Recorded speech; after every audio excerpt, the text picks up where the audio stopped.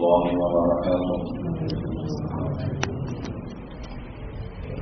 الحمد لله نحمده ونستعينه ونستغفره ونؤمن به ونتوكل عليه ونعوذ بالله من شرور أنفسنا ومن سيئات أعمالنا من يهد الله فلا مضل له ومن يضلله فلا هادي له وأشهد أن لا إله إلا الله وحده لا شريك له وأشهد أن سيدنا ومولانا محمدا عبده ورسوله أرسله بالحق بشيرا ونذيرا وهاديا إلى الله بإذنه وسراجا منيرا. رب اشرح لي صدري ويسر لي أمري واحلل عقدة من لساني يفقهوا قولي.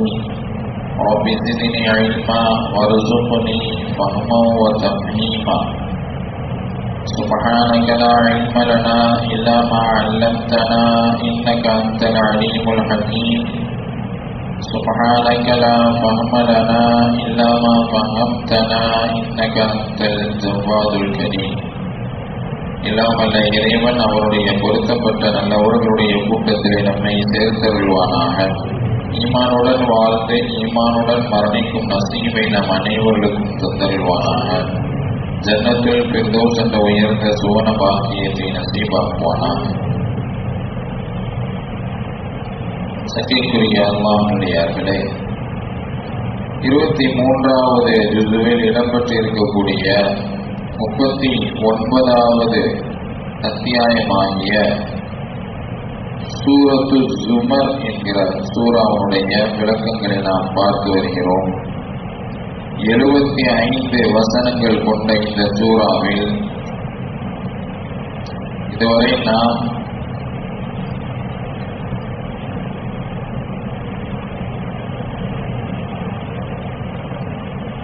இருபத்தி 7 வசனங்களுக்குரிய விளக்கங்களை பார்த்து முடித்திருக்கிறோம்.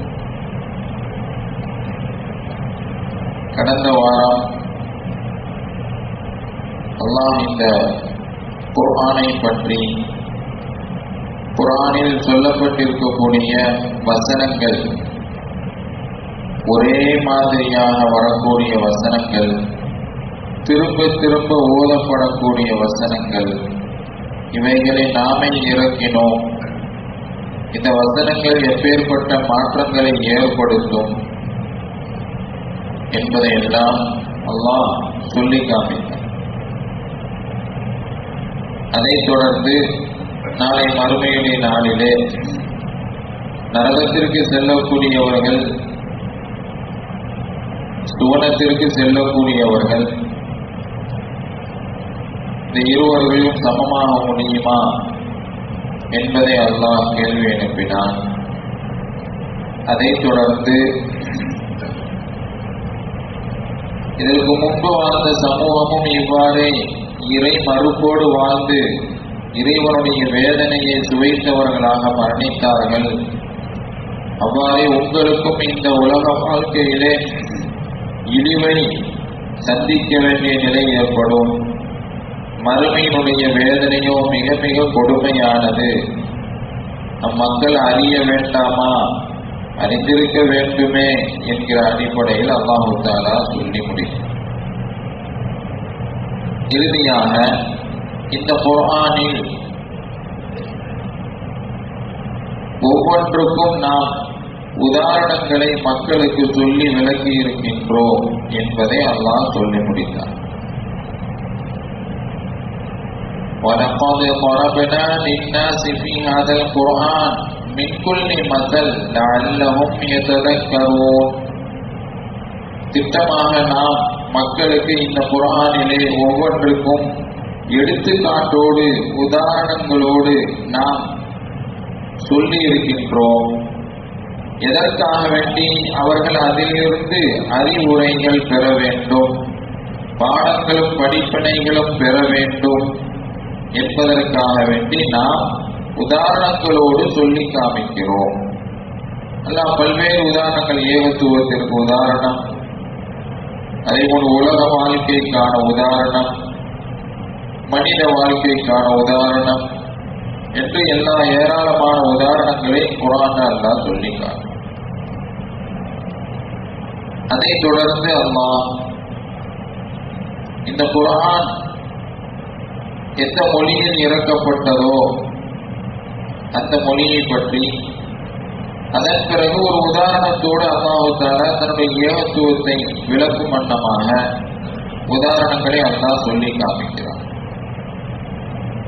பிஸ்மில்லாஹிர் ரஹ்மானிர் ரஹீம்.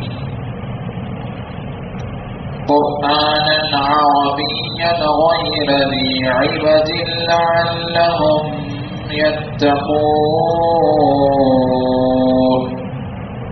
குர்ஆனன் அரபிய்யா, அரபி மொழியை தாங்கி இருக்கக்கூடிய இந்த குர்ஆனை நாமே இறக்கினோம். غير ذي عوج, எந்த கோணலும் இல்லாத.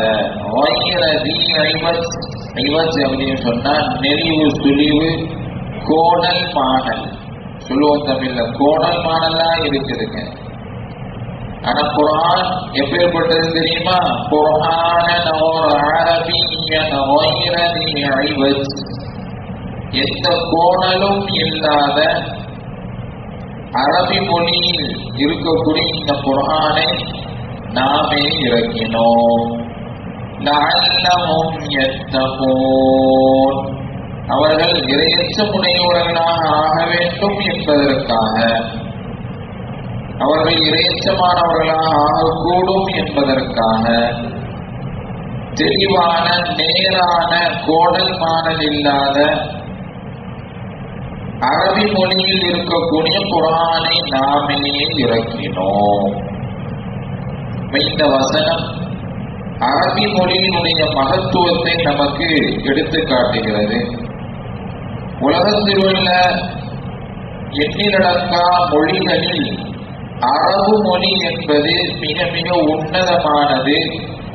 அந்த அரபு மொழிதான் நிலைத்திருக்கக்கூடியது. அந்த அரபு மொழிதான் நாளை சொர்க்கவாசிகளுடைய மொழி. அந்த அரபு மொழிதான் அல்லாஹ் பேசக்கூடிய மொழி. அந்த அரபு மொழிதான் குர்ஆனுடைய மொழி. அப்ப குர்ஆனுடைய மொழியாக இந்த அரபு மொழி என்பது மிக ஒரு உன்னதமான ஒரு லாங்குவேஜ். அரபு மொழி என்பது சிறந்த ஒரு மொழி. அல்லாஹ் இந்த குர்ஆன்ல பல்வேறு இடங்கள்ல சிறப்பித்து கூறி காமிக்கிறான். குர்ஆனை நாம அரபி மொழியில இறக்கினோம். மனிதன் மரணித்த பிறகு கபரில் கேட்கப்படக்கூடிய கேள்வி அரபியில தான் இருக்கும். நாளை மறுமையில சொர்க்கவாசிகள் அரபு மொழியில தான் பேசுவாங்க. இப்படி ஏராளமான விஷயம். உமர் இப்னு கத்தாப் ரலியல்லாஹு தஆலா அன்ஹு சொன்னாங்க, தஅல்லமு அல்-லுகத்தல் அரபிய்யா, அரபு மொழியை நீங்கள் கற்றுக்கொள்ளுங்கள். ஃபஇன்னஹா அல்-முரூஆ, என்று சொன்னா அந்த அரபு மொழி என்பது நமக்கு முரூஅத்தை கற்றுக் கொடுக்கிறது. முரூஆ அப்படின்னு சொன்னா கண்ணியமான கம்பீரமான ஒரு உணர்வை கொடுக்கக்கூடிய ஒரு மொழி அரபு மொழி. கண்ணியத்தையும் கம்பீரத்தையும் தைரியத்தையும் கொடுக்கக்கூடிய ஒரு மொழி அரபு மொழி.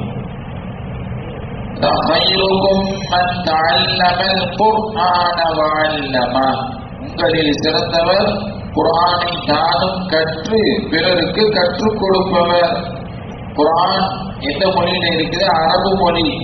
அந்த அரபு மொழியில யார் குர்ஆனை கற்று பிறருக்கும் கற்றுக் கொடுக்கிறாரோ அவர்தான் உங்களில் சால சிறந்தவர் என்பதாக நபி ஸல்லல்லாஹு அலைஹி வஸல்லம் அவங்க சொன்னாங்க. இன்னா அன்ஸல்னாஹு குர்ஆனன் அரபிய்யன், அல்லாஹ் வேறொரு இடத்துல சொல்லி காட்டுறான். சூரத்து யூசுஃபினுடைய ஆரம்பத்துல நாமே இந்த குர்ஆனை அரபு மொழியில் இறக்கினோம் அப்படின்னு சொல்றோம். அரபு மொழி என்பது அது முக்கியமா நாம அதுக்கு கவனம் செலுத்தணும், கற்றுக்கொள்ள முயற்சி செய்யணும். முடிந்த அளவுக்கு நம்முடைய பிள்ளைகளுக்கு அந்த அரபி மொழியுடைய விஷயத்துல சற்று கவனம் கொடுக்கணும். பிள்ளைகள், வளரக்கூடிய பிள்ளைகள் அரபு மொழியினுடைய விஷயத்துல என்ன செய்யணும், அவர்களுக்கு வழிகாட்டுதல், அவர்கள் கற்றுக்கொள்வதற்கான ஏற்பாடுகளை என்ன செஞ்சு செய்து கொடுக்கணும். இப்போ அரபு மொழியை கற்றுக்கொள்ளாமல் நம்ம மரணித்து விட்டாலும் நாளைக்கு மறுமையில நம்ம ஆட்டோமேட்டிக்கா பேச ஆரம்பிச்சிருவோம். மற்றப்புக அப்படின்னு கேட்பாங்க, கபூர்ல கேட்கப்படும், உமது இறைவன் யார்? அவரு அல்லாஹ்வை நம்பி உலகத்துல வாழ்ந்திருந்தானா ரப்பி அம்மா சொல்லிடுவாரு. மன் நபியுக, உனது நபி யார் என்று கேட்கப்பட்டால் நபி ஸல்லல்லாஹு அலைஹி வஸல்லம் அவர்களின் ரசூல்மார்களை நம்பி வாழ்ந்த அந்த மனிதர் சொல்லி விடுவார், நபி ரசூலுல்லாஹி ஸல்லல்லாஹு முஹம்மது ஸல்லல்லாஹு அலைஹி வஸல்லம் அவங்க அப்படின்னு சொல்லிடுவார். மா தீனுக, உனது தீன் மார்க்கம் எது என்று கேட்கப்பட்டால் இஸ்லாத்தின்படி இஸ்லாத்தை ஏற்று அவர் வாழ்ந்திருந்தார் சொன்னா தீனி அல் இஸ்லாம், எனது மார்க்கம் இஸ்லாம் என்று அவர் சொல்லி விடுவார். நம்ம அரபு மொழியினுடைய விஷயத்துல என்ன செய்யணும், சற்று கவனம் செலுத்த வேண்டும். என்று சொன்னா அரபு மொழி குர்ஆனுடைய மொழி, அரபு மொழி மறுமையில் பேசக்கூடிய மொழி, அரபு மொழி சொர்க்கவாசிகளுடைய மொழி, அரபு மொழி அல்லாஹ் அடியார்களோடு பேசக்கூடிய ஒரு மொழி. ஹுஸ்னைன் இப்னு அலி இப்னு அபீ தாலிப் ரலியல்லாஹு தஆலா அன்ஹு அவங்க சொல்றாங்க, நாளை மறுமையுடைய நாளிலே அடியார்களோடு அல்லாஹ் இந்த அரபு மொழியில் தான் பேசுவான் என்று அவங்க சொல்றாங்க. அதனால அரபு மொழியினுடைய விஷயத்துல கற்றுக்கொள்வதற்கான வாய்ப்புகள் இருந்தால் நாம் அந்த வாய்ப்பை என்ன செய்யக்கூடாது, தவற விட்டு விடக்கூடாது. நம்முடைய பிள்ளைகள் அந்த மொழியை கற்றுக்கொள்வதற்கான ஏற்பாடுகளை என்ன செய்து நம்ம செய்து கொடுக்கணும். قرآنا عربيا غير ذي عوج لعلهم يتقون. அரபு மொழியில் இருக்கக்கூடிய இந்த குர்ஆனை நேரான கோணல் இல்லாத இந்த குர்ஆனை நாமே இறக்கினோம், அவர்கள் இரையச்சமுடையவர்களாக ஆகக்கூடும் என்பதற்காக. ஃபாத்திஹா சூராவுடைய மீனிங் நமக்கு தெரியும், ஆனா தமிழ்ல எனக்கு தெரியும் சொல்லி தொழுகைன்னு தமிழ்ல ஓதுனா முதல் கூடாது. ரெண்டாவது அதை கேட்கறதுக்கு ஒரு இனிமை தான் ஏற்படாது. அல்ஹம்துலில்லாஹி ரப்பில் ஆலமீன் அரபில ஓதுனா அதை கேட்பதற்கு ஒரு இனிமை.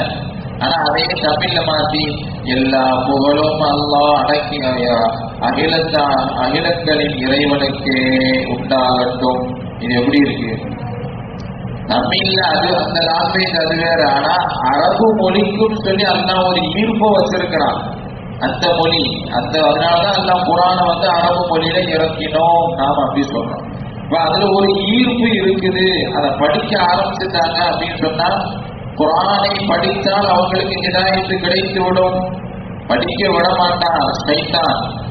குர்ஆனை ஆராய்ச்சி செய்யணும்னு சொல்லி எவ்வளவு பேர் வந்தாங்களோ அவங்க என்ன செஞ்சிட்டாங்க, ஹிதாயத்து பெற்று விட்டார்கள். காரணம் அரபு மொழியும் ஒன்று என்று சொன்னா அரபு மொழியை போன்று மற்ற லாங்குவேஜுக்கு அவ்வளவு விளக்கங்களோ சிறப்போ கிடையாது.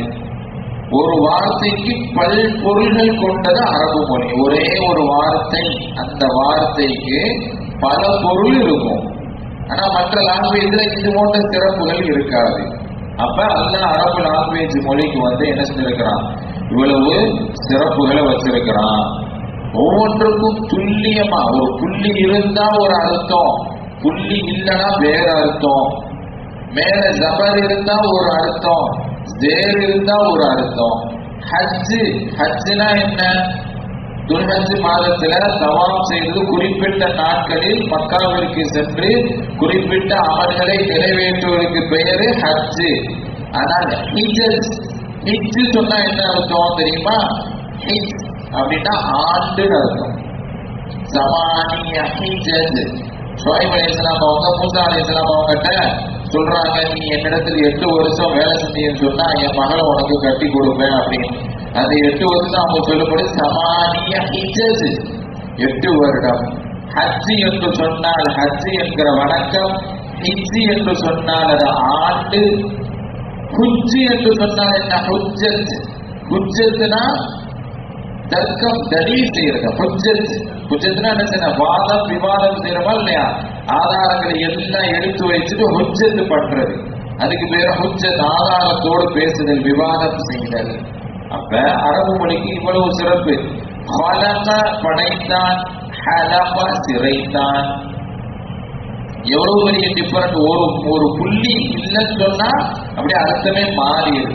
அப்ப இவ்வளவு சிறப்புகளும் இவ்வளவு நுணுக்கமும் கொண்ட ஒரு மொழிதான் அரபு லாங்குவேஜ். அந்த மொழியில் அல்லாஹ் குர்ஆனை இறக்கி இந்த நேரான ஒரு கோணல் இல்லாத இந்த குர்ஆனை அரபு மொழியில் நாமே இறக்கினோம் என்று என்ன செய்ய அல்லாஹ் தஆலா சொல்லிக்கிறார். அடுத்த அல்லாஹ் தஆலா தன்னுடைய ஏகத்துவத்திற்கு உதாரணங்களை சொல்லிக்கார். ضرب الله مثلا رجلا فيه شركاء متشاكسون ورجلا سلما للرجل هل يستويان مثلا الحمد لله بل أكثرهم لا يعلمون. ضرب الله, அல்லாஹ் உதாரணம் சொல்லுகின்றான், உதாரணம் எடுத்து காண்கிறான். மஸலன் ரஜுலன், ஒரு மனிதருக்கான உதாரணத்தை அல்லாஹ் எடுத்து சொல்றான். ஃபீஹி ஷுரகாஉ முத்தசாகிசூன், அந்த ஒரு மனிதருக்கு முத்தசாகிசூன் அப்படின்னு சொன்னா கடுமையாக சண்டை போடக்கூடிய, முத்தசாகிசூன் அப்படின்னா முரட்டுத்தனமான, ஷுரகாஉ பங்காளிகள், அவனுக்கு அவருடைய உரிமையை பெறக்கூடிய முரட்டுத்தனமான பங்காளிகள் அந்த ஒரு அடிமைக்கு உண்டு, அந்த ஒரு மனிதருக்கு உண்டு. அப்ப ஒரு மனிதருக்கு பல பங்காளிகள். அந்த பங்காளிகள் எப்பேற்பட்டவங்க? முத்தசாகிசூன், மிக மூர்க்கத்தனம் கொண்ட பங்காளிகள் என்ன செய்யறாங்க? அந்த மனிதருக்கு இருக்கிறாங்க. வரஜுலன் சலமன் லிரஜுல், இன்னொரு மனிதனுக்கு ஒரே ஒரு அடிமை, இன்னொருத்தர் இருக்கிறாரு, அவருக்கு ஒரு ஆளுக்கு ஒரு நபர். வரஜுலன் சலமன் லிரஜுல், ஒரு மனிதருக்கு ஒரே ஒருத்தவர் இருக்கிறார். ஹல் யஸ்தவியானி மஸலா, இருவரும் சமமாக ஆக முடியுமா? அல்ஹம்துலில்லாஹ், அல்லாஹ்வுக்கே எல்லா புகழும். பல் அக்ஸருஹும் லா யஅலமூன், என்றாலும் மக்களில் பெரும்பாலோர் அறியாதவர்களாகவே இருக்கின்றார்கள். தன் ஏகத்துவத்திற்கு உதாரணத்தை அல்லாஹ் இங்க சொல்லி காட்டுறான்.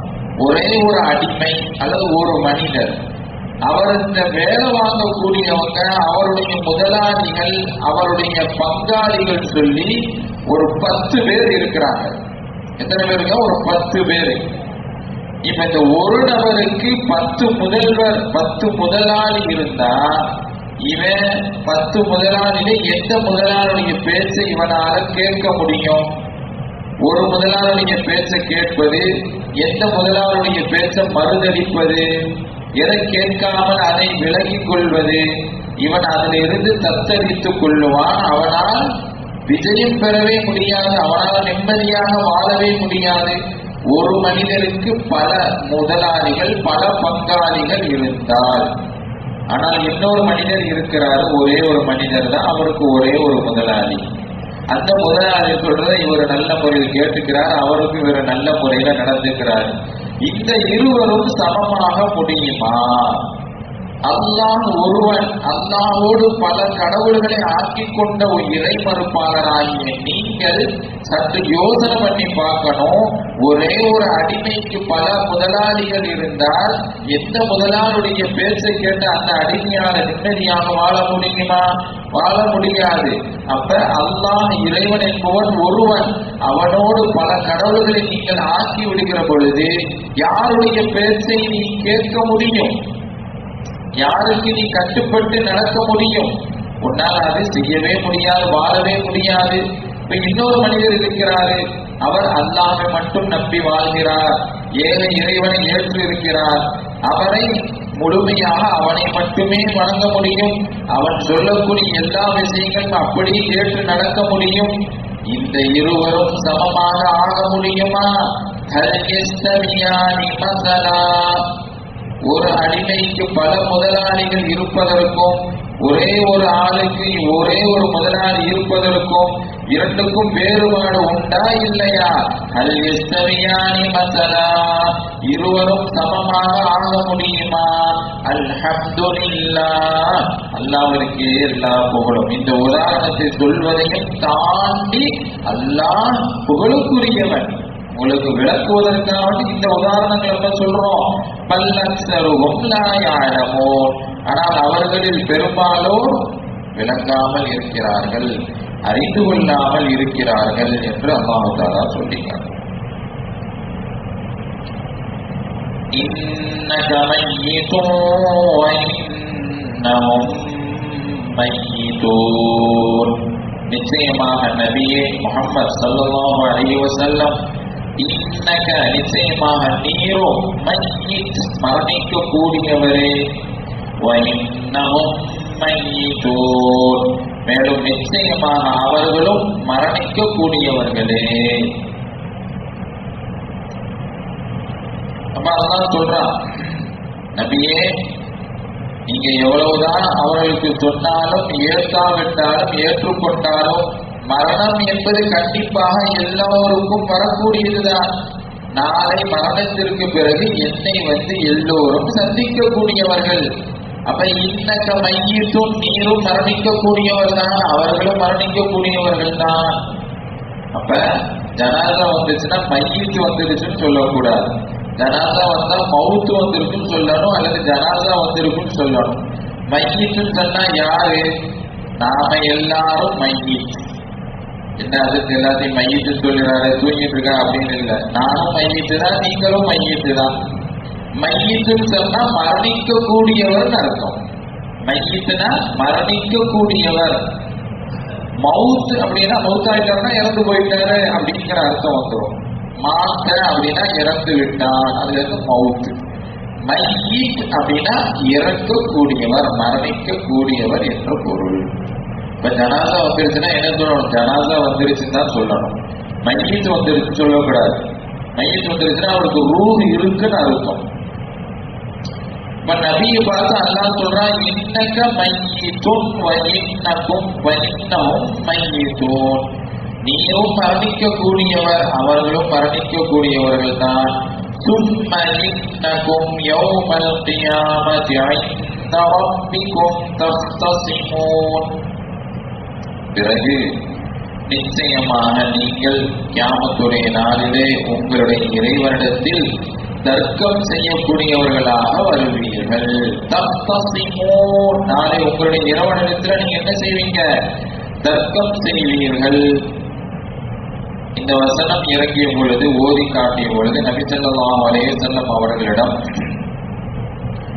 ஜுபைர் இப்னு அவ்வாம் ரலியல்லாஹு தஆலா என்கிற சஹாபி, யா ரசூலல்லாஹ், நாளை மறுமையுடைய நாளில் அல்லாஹ்விடத்தில் இருக்கும் பொழுது அல்லாஹ்வுக்கு முன்னால் நாங்கள் தர்க்கம் செய்வோமா அப்படின்னு சொல்லி அந்த சஹாபி கேட்ட பொழுது, ஆம் தோழரே, அனைவரும் மக்கள் எல்லாம் அல்லாஹ்வுக்கு முன்னால தர்க்கம் செய்வீர்கள் அப்படின்னு சொல்லி நபி அவங்க சொன்ன பொழுது அந்த சஹாபி சொன்னாங்க, அப்ப நிலைமை மிக மிக மோசமான நிலைதான் அப்படின்னு சொல்லி அதை சொல்லி முடிக்கிறாங்க. இந்த ஹதீஸ் திருமதியிலே வருகிறது. அப்ப அல்லாஹ்வுக்கு முன்னாடி தர்க்கம் செய்வது அப்படின்னா என்ன? அப்துல்லாஹ் இப்னு அப்பாஸ் ரலியல்லாஹு தஆலா அன்ஹுங்க சொல்றாங்க, நாளை அல்லாஹ்வுக்கு முன்னால் உண்மையாளர்கள் பொய்யர்களுடன் தர்க்கம் செய்வார்கள், அநீதி இழைக்கப்பட்டவர் அநியாயக்காரர்களோடு தர்க்கம் செய்வார்கள், பலகீனமானவர்கள் அடக்கி ஆண்ட அவர்களின் மீது ஆதிக்கம் செலுத்திய அம்மனிதர்களோடு தர்க்கம் செய்வார்கள். அந்த இடத்துல அல்லாஹ் அவர்களுடைய தர்க்கத்திற்கு நீதத்தை அல்லாஹு தஆலா வழங்குவான் என்று அப்துல்லாஹ் இப்னு அப்பாஸ் ரலியல்லாஹு தஆலா அன்ஹு அவங்க இதற்கு விளக்கம் சொல்றாங்க.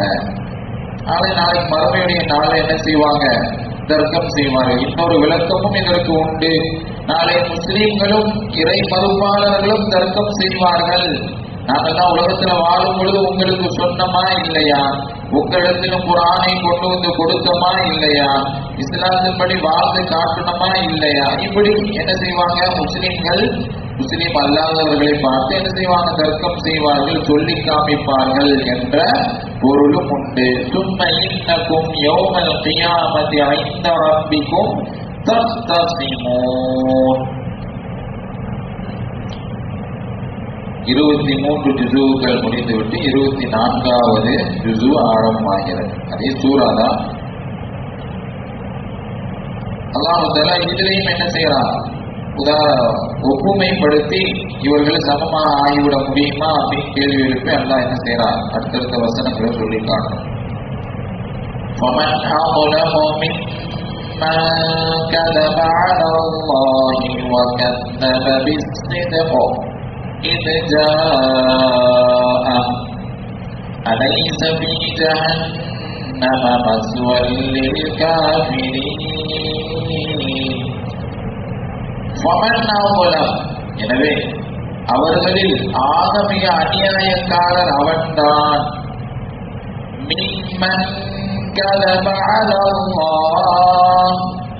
அல்லாஹ்வின் மீது எவன் பொய்யுரைத்தானோ, அல்லாஹ்வின் மீது எவன் பொய்யுரைத்தானோ, கடவுள் என்று ஒன்று இல்லை, அல்லாஹ் கிடையாது, இறைவன் கிடையாது என்று, அல்லது அல்லாஹ் தனக்கென்ற பெண் குழந்தைகளை மலக்குமார்களை பெண் குழந்தைகளாக புதல்விகளாக தேர்ந்தெடுத்துக் கொண்டான், தனக்கென்று பிள்ளைகளை அவன் ஆக்கிக் கொண்டான், அவர்கள் தான் மலக்குமார்கள் என்று அல்லாஹ்வின் மீது பொய்யுரைத்தார்களோ, இப்பேற்பட்டவர்களும்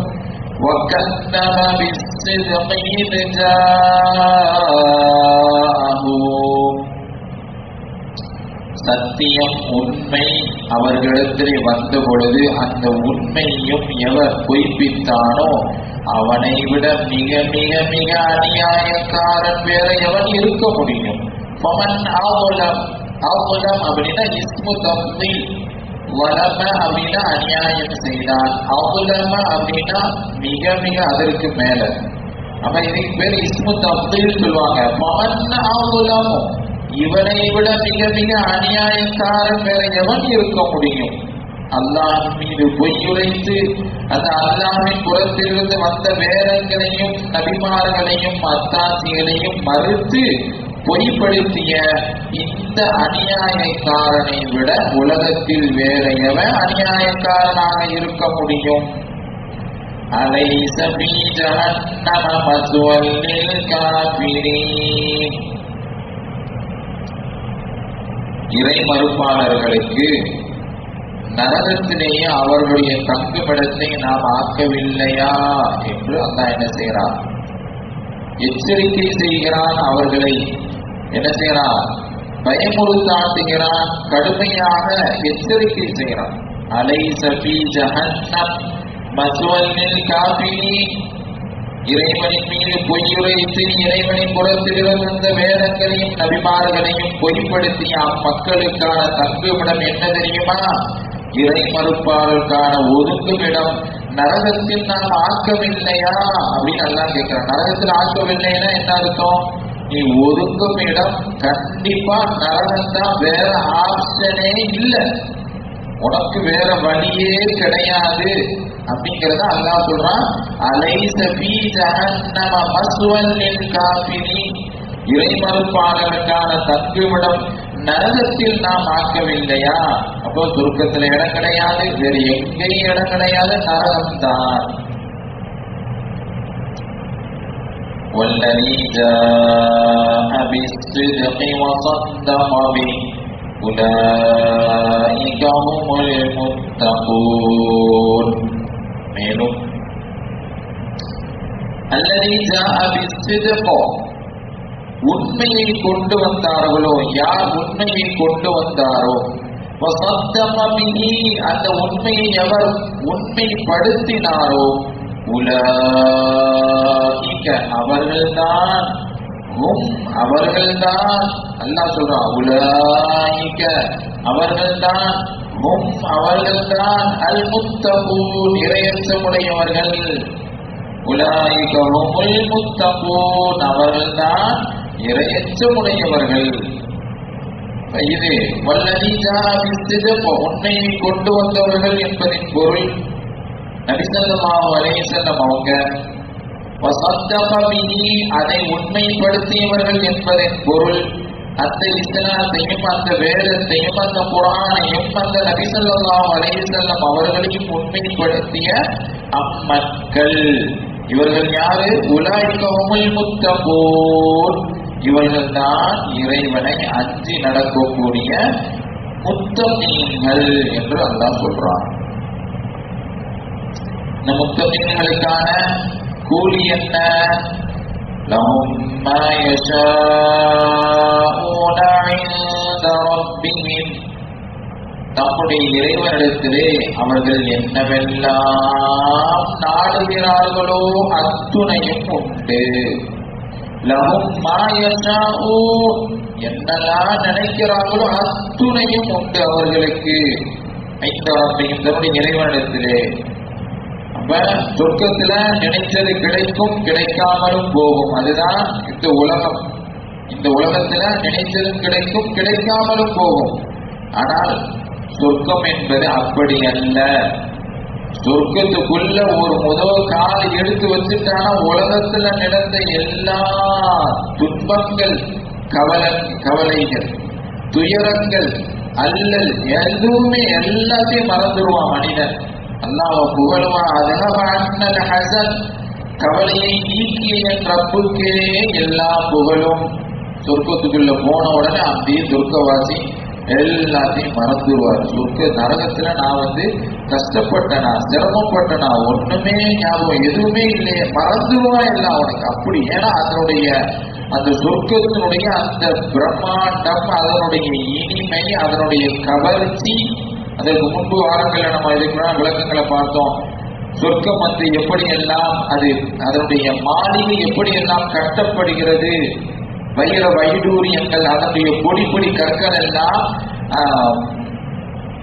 பொருட்கள் எப்படி பவளங்களால் ஆனது, அதனுடைய சிமெண்ட் எல்லாம் எப்படியானது குங்கும பூவாலும் கஸ்தூரியாலும் பிணைக்கப்பட்டதுதான் அதனுடைய சிமெண்ட். ஒரு செங்கலை வச்சு இன்னொரு செங்கலை வச்சு இடையில இணைக்கணும்னா சிமெண்ட் வைக்கிறோமா இல்லையா?